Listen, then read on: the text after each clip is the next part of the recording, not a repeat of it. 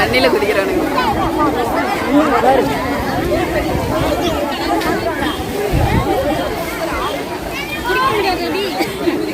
எங்களுக்கு கத்தாழை அறவும் அப்படின்னு சொல்லுவாங்க. அறவாக இருக்கிறாங்க காலையிலேயே. நல்லாயிருக்கும். ஒரு எப்படி சொல்கிறது, ஒரு உயிரை கொள்கிற மாதிரி இருக்கும். சேவலாக இருப்பாங்க. காளி வரும். வாட்சிங் வெயிட். ஓகே.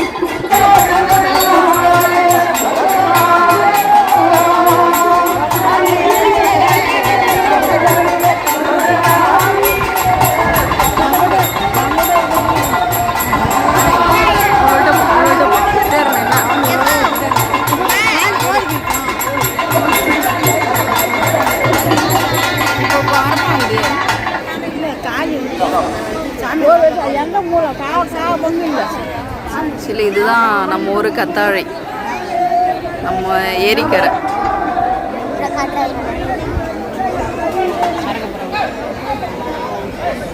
இல்லை என்ன ஒரு சுத்து வரும்.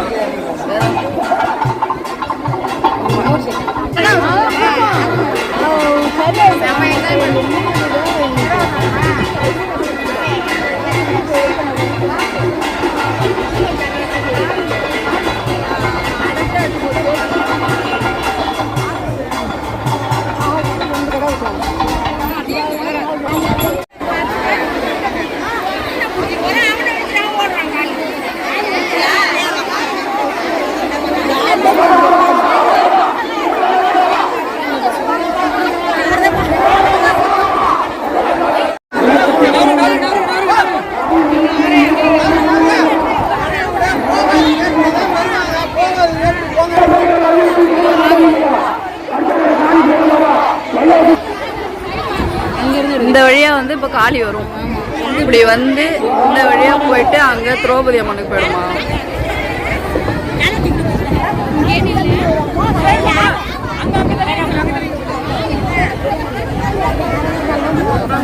மூஞ்சியே நமக்கு பார்க்க முடியல.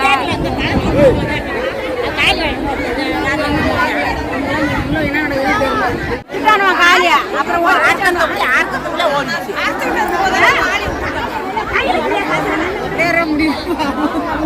எப்ப எங்க சுத்தி வராங்க ஏதோ இவன் கொஞ்சம் ஓட மற்றவங்களாம் கொஞ்சம் கஷ்டம் தான். அது சாமி தான் அப்படி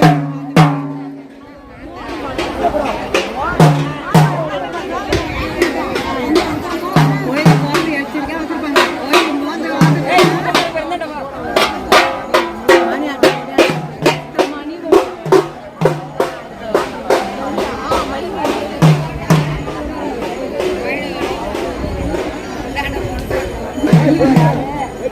இப்போ வந்து காளி வரப்போகுது பாருங்க. பாருங்க அறவும் அறுத்தாச்சு. அறவும் அறுத்தாச்சுல, அறவும் அறுத்துட்டு ஊரை சுற்றி இப்போ காளி வருது.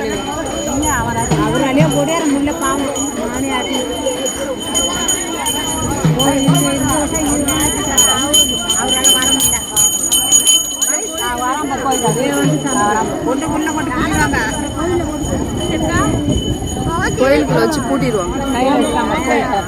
அவர் கையில் வச்சு கோழி தலை இருக்கு. கையில் கோழி தலை. யார் இப்போ வருவோம்? யார் இப்போ ஓடி பார்த்துட்டு சுற்றி ஓடாந்து யாரையுமே காணும். வரோம்.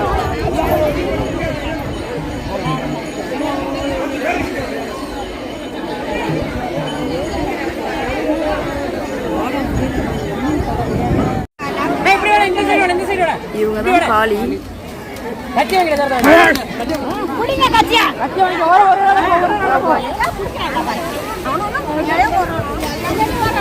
தண்ணியில குதிக்கிறானுங்க.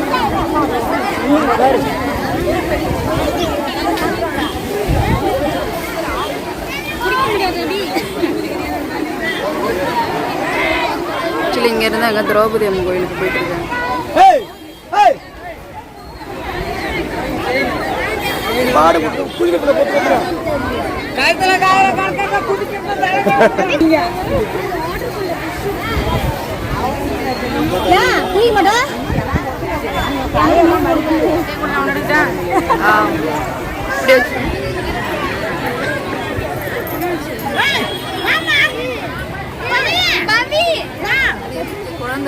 குழந்தை இல்லாதவங்க கல்ப்பு வந்திருக்காட்டு.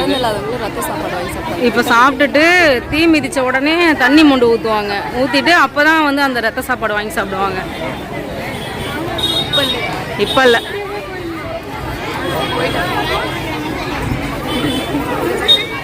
நின்று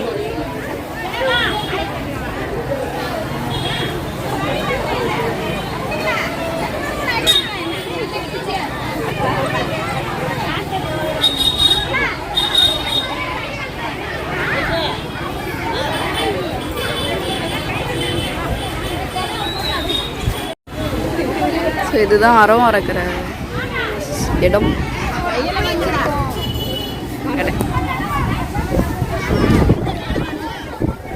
அங்கே தான் வந்து தீ மிதிக்குவாங்க ஈவினிங்.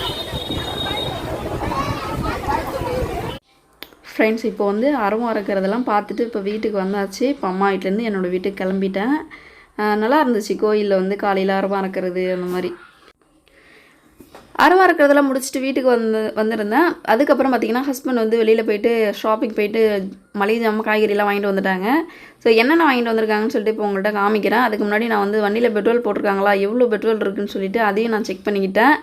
இந்த பையில் பார்த்திங்கன்னா ஃப்ரூட்ஸும் காய்கறியும் இருக்குது. இதையும் எடுத்துகிட்டு உள்ளே வந்துட்டேன். இதுக்கப்புறம் பார்த்திங்கன்னா ஒரு சாக்கு மாதிரி கொடுத்துருக்குறாங்க மூட்டையில். அதில் ஃபுல்லாக வந்து மளிகை ஜாமான் தான் கொடுத்துருக்காங்க. நானாக இருந்தேன்னா பாக்ஸில் போட்டு வாங்கிட்டு வருவேன். நம்ம பாக்ஸில் போட்டு வாங்கிட்டு வரும்போது வீட்டில் வந்து அந்த அட்டைப்பட்டியிலே வைக்கும்போது அதிலே போய் சேஃபாக இருக்கும். இப்போ இந்த சாக்கிலேருந்து நம்ம கீழே கொட்டி திரும்ப இதை நம்ம வந்து வேறு இடத்துக்கு ஷிஃப்ட் பண்ணணும். அந்த மாதிரி ஷிஃப்ட் பண்ணுறது வந்து ரொம்ப ஈஸி. நம்ம வந்து பாக்ஸ்லேயே போட்டு வாங்கிட்டு வருது. இவங்க எப்பவுமே இந்த மாதிரி சாக்கில் தான் வாங்கிட்டு வருவாங்க. நான் எப்பயுமே பாக்ஸில் தான் வாங்கிட்டு வருவேன். ஸோ பசங்க சாப்பிட்றதுக்காக 3 இந்த உளுந்தில் செஞ்சுருப்பாங்க பாருங்கள். ஸோ அது ஒரு வரிக்கி பாக்கெட்டு. இது வந்து 1 கிலோ பொரி வாங்கிட்டு வந்திருக்காங்க. நாளைக்கு ஆடி 18ஆம் வருங்கிறதுனால நம்ம வந்து வெள்ளை பாவு காய்ச்சி அது வந்து நம்ம கிண்டணும். அதுக்கு 3 கிலோ வெல்லம் வாங்கிட்டு வந்திருக்கோம். பூண்டு வாங்கியிருக்கோம். அதுக்கப்புறம் சன்ரைஸ் காஃபி தூள் வாங்கியிருக்கோம். இதோட ரேட் 200 ரூபா வருது. அதுக்கப்புறம் 3 ரோசஸ் டீ தூள். பசங்களுக்கு வந்து கோல்கேட்டு, அவங்க எப்பயுமே வந்து இந்த பவுடரில் தான் பல் விளக்குவாங்க. அதுக்கப்புறம் பார்த்திங்கன்னா பெருஞ்சீரகம், நச்சீரகம், மிளகு. ஸோ இதெல்லாமே வந்து வீட்டில் இல்லாததெல்லாம் நான் லிஸ்ட்டு போட்டு எழுதி கொடுத்துருந்தேன். அதுக்கப்புறம் குளிக்கிறதுக்கு வந்து லைபாய் சோப்பு வாங்கியிருக்கிறாங்க. சர்ஃபெக்சல் லிக்விட் ஒன்று வாங்கியிருக்கிறாங்க. ரின்னு வாங்கியிருக்கிறாங்க. ரின்னு துணி பவுரும் நான் ஆட் பண்ணுவேன். அப்புறம் எக்ஸோ, சர்ஃபெக்சல் சோப்பில் 2. அப்புறம் பாயாசம் வைக்கிற மாதிரி இருந்தால் முந்திரி திராட்சை அந்த ஐட்டம், வத்தி, சூடம், சாம்பிராணி வத்தி, பேராஷூட் தேங்காய் எண்ணெய், அதுக்கப்புறம் நெய், தீபம் ஏற்றுறதுக்கு தீபம் எண்ணெய் பேஸ்ட்டு, 2 கிலோ உளுந்து வாங்கியிருக்கிறாங்க. ஒயிட் உளுந்து, தோல் உரிச்ச உளுந்து, இது 2 கிலோ வாங்கியிருக்கிறாங்க. கடலப்பருப்பு, ஷாம்பு, ஷீக்கா, திரிசல், பொட்டுக்கடலையும் வாங்கியிருக்கிறாங்க. துவரம் பருப்பு வாங்கியிருக்கிறாங்க. 1 கிலோ சர்க்கரை, 2 பாக்கெட் வந்து அப்பளம், பஜ்ஜி மாவு, பாப்பாவுக்கு வந்து ஸ்கூல் போகிறதுக்கு பஜ்ஜி செஞ்சு கொடுக்கறதுக்கு பஜ்ஜி மாவு. அதுக்கடுத்து இந்த ஸ்பூன் வந்து எதுக்கோ ஃப்ரீயாக வந்திருக்கு. ஸோ லிஸ்ட்டு பாருங்கள் எப்படி இருக்குன்னு சொல்லிவிட்டு, எவ்வளோ ரூபா வருதுன்னு சொல்லிட்டு பெரிய லிஸ்ட்டாக போயிடுச்சு. ஸோ மந்த் எண்டேனாலே ரொம்ப கஷ்டமாக இருந்துச்சு. 3500 வந்துச்சு. 3493 வந்துச்சு. 3500 வந்துடுச்சு மளிகை ஜாமான் மட்டும். இப்போ ஆடி 18ஆம் பேர் வந்ததுனால அதுக்கு சேர்த்து அவங்க வாங்கியிருக்கிறாங்க. அது சேர்க்காமல் இருந்துச்சுன்னா எனக்கு எப்பவுமே நார்மல் ரேட் தான் வந்திருக்கும். ஒரு அட்டை முட்டையும் வாங்கியிருக்கிறாங்க. சரி, அதுக்கப்புறம் வீட்டில் இருந்த பாக்ஸில் வந்து நான் எல்லாத்தையுமே எடுத்து வச்சு ஸ்டோர் பண்ணி வச்சுட்டேன். அந்த வச்சுருக்கேன் பாருங்கள், வீட்டில் ஆல்ரெடி நான் எடுத்துகிட்டு வந்த பாக்ஸ் இருந்துச்சு. ஸோ இதுக்குள்ளே இருக்கட்டும், நம்ம இல்லாதப்போ எடுத்து யூஸ் பண்ணிக்கலாம்னு சொல்லிட்டு நான் அதுக்குள்ளார வச்சு அங்கே வச்சு மூடி வச்சுட்டேன்.